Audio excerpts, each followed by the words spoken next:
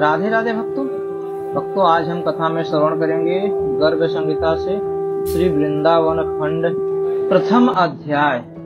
सनंद का गोपों को महावन से वृंदावन में चलने की सम्मति देना और ब्रज मंडल के सर्वाधिक महात्म्य का वर्णन करना। मंगलाचरण।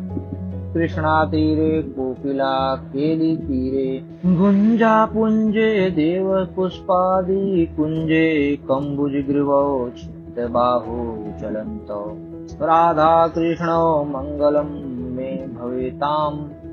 श्री यमुना जी के तट पर जहाँ कोकिलाएं तथा क्रीड़ा सुख विचरते हैं, गुंजा पुंज से विलसित देव पुष्प परिजात आदि के कुंज में शंख सदृश्य सुंदर ग्रीवा से सुशोभित तथा एक दूसरे के गले में बाह डालकर चलने वाले प्रिया प्रीतम श्री राधा कृष्ण मेरे लिए मंगलमय हो। अज्ञानतिमिरान्धस्य ज्ञानाञ्जन शलाकया चक्षुरुन्मीलितं येन तस्मै श्री गुरवे नमः। मैं अज्ञान रूपी रतौंधी से अंधा हो रहा था, जिन्होंने ज्ञान रूपी अंजनी की शलाका से मेरी आंखें खोल दी हैं, उन श्री गुरुदेव को नमस्कार है। श्री नारद जी कहते हैं, राजन, एक समय की बात है, ब्रज में विविध उपद्रव होते देख नंद राज ने अपने सहायक नंदो, उपनंदो, वृषभानुवरों तथा अन्य बड़े बूढ़े गोपों को बुलाकर सभा में उनसे कहा। नंद बोले, गोपगण, महावन में तो बहुत से उत्पात हो रहे हैं, बताइए हम लोगों को इस समय क्या करना चाहिए। श्री नारद जी कहते हैं, यह सुनकर उन सब में विशेष मंत्र कुशल वृद्ध गोप सनंद ने बलराम और श्री कृष्ण को गोद में लेकर नंद राज से कहा।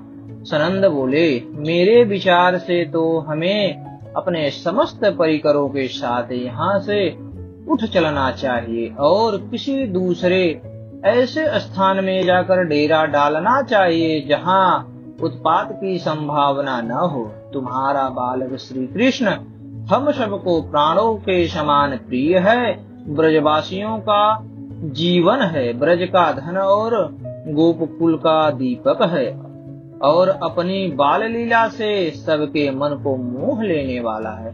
हाय, कितने खेद की बात है कि इस बालक पर पूतना, सकट और तृणावर्त का आक्रमण हुआ, फिर इसके ऊपर वृक्ष गिर पड़े।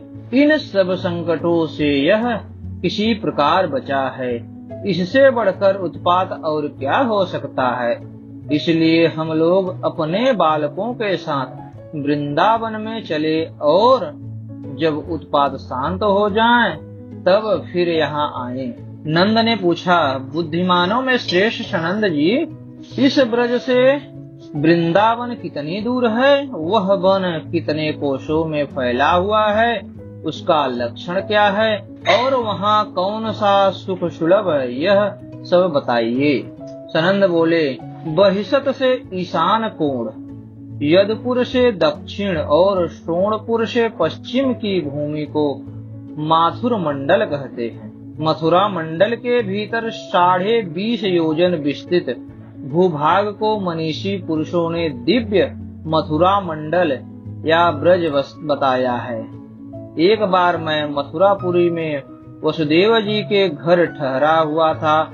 वहीं श्री गर्गाचार्य जी के मुख से मैंने सुना था कि तीर्थराज प्रयाग ने भी इस दिव्य मथुरा मंडल की पूजा की है। यूं तो मथुरा मंडल में बहुत से वन हैं, किंतु उन सब से श्रेष्ठ वृंदावन नामक वन है, जो परिपूर्णतम भगवान के भी मन को हरण करने वाला लीला क्रीड़ा स्थल है। वैकुंठ से बढ़कर दूसरा कोई लोक न तो हुआ है और न आगे होगा। केवल एक वृंदावन ही ऐसा है जो वैकुंठ की अपेक्षा भी परात्पर परम उत्कृष्ट है। यहाँ गोवर्धन नाम से प्रसिद्ध गिरिराज विराजमान है, जहाँ कालिंदी के तट पर मंगल धाम पुलीन है, जहाँ बृहत सानु वर्षाना पर्वत है, तथा जहाँ नंदीश्वर गिरी शोभा पाता है, जो 24 कोस के विस्तार में स्थित तथा विशाल काननों से आवृत है, जो पशुओं के लिए हितकर, गोप गोपी और गौओं के लिए सेवन करने योग्य तथा लता कुंजों से आवृत है, उस मनोहर वन को वृंदावन के नाम से स्मरण किया जाता है। श्री नंद जी ने पूछा, सनंद जी, तीर्थराज प्रयाग ने कब इस ब्रज की पूजा की है? मैं यह जानना चाहता हूँ। इसे सुनने के लिए मेरे मन में बड़ा कौतूहल, बड़ी उत्कंठा है। सनंद बोले, नंदराज, पूर्व काल में नैमित्तिक प्रलय के अवसर पर एक महान दैत्य प्रकट हुआ, जो शंखासुर के नाम से प्रसिद्ध था। वह वेदद्रोही दैत्यराज समस्त देवताओं को जीतकर ब्रह्मलोक में गया और वहां सोते हुए ब्रह्मा जी के पास से वेदों की पोथी चुराकर समुद्र में जा घुसा। वेदों के जाते ही देवताओं का सारा बल चला गया। तब पूर्ण भगवान यज्ञेश्वर श्री हरि ने मत्स्य रूप धारण करके नैमित्तिक प्रलय के सागर में उस शंखासुर के साथ युद्ध किया। महाबली दैत्य शंख ने श्री हरि के ऊपर शूल चलाया, किंतु साक्षात श्री हरि ने अपने चक्र से उस शूल के सैकड़ों टुकड़े कर दिए। तब शंख ने अपने सिर से भगवान विष्णु के वक्ष स्थल पे प्रहार किया, किंतु उसके उस प्रहार से परात्पर श्री हरि विचलित नहीं हुए। उस समय मत्स्य रूपधारी श्री हरि ने हाथ में गदा लेकर महाबली शंख रूपधारी उस दैत्य की पीठ पर आघात किया। गदा के प्रहार से वह इतना पीड़ित हुआ कि उसका चित्त कुछ व्याकुल हो गया, किंतु पुनः उठकर उसने सर्वेश्वर श्री हरि को मुक्के से मारा। तब कमल नयन साक्षात भगवान विष्णु ने कुपित हो अपने चक्र से उसके सुदृढ़ मस्तक को सिंह सहित काट डाला। ब्रजेश्वर इस प्रकार शंख को जीत कर देवताओं के साथ सर्वव्यापी श्री हरि ने प्रयाग में जाकर वे चारों वेद ब्रह्मा जी को दे दिए। फिर संपूर्ण देवताओं के साथ उन्होंने विधिवत यज्ञ का अनुष्ठान किया और प्रयाग तीर्थ के अधिष्ठाता देवताओं को बुलाकर उसे तीर्थराज पद पर अभिषिक्त कर दिया। साक्षात अक्षय वट को तीर्थराज के लिए लीला छत्र सा बना दिया।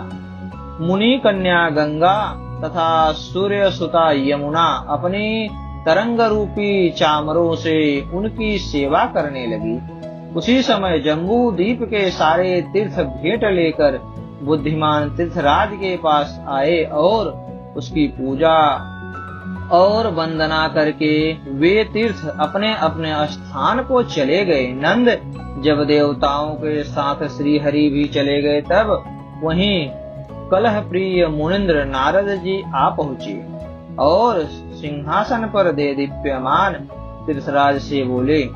श्री नारद जी ने कहा, महातपस्वी तीर्थराज, निश्चय ही तुम समस्त तीर्थों द्वारा विशेष रूप से पूजित हुए हो।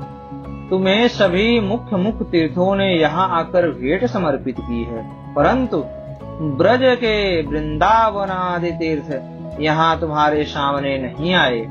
तुम तीर्थों के राजाधिराज हो।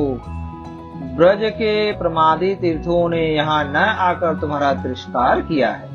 सनंद कहते हैं, यूं कहकर साक्षात देवर्षि शिरोमणि नारद जी वहां से चले गए। तब तीर्थराज के मन में बड़ा क्रोध हुआ और वे उसी क्षण श्री हरि के लोक में गए। श्री हरि को प्रणाम किया।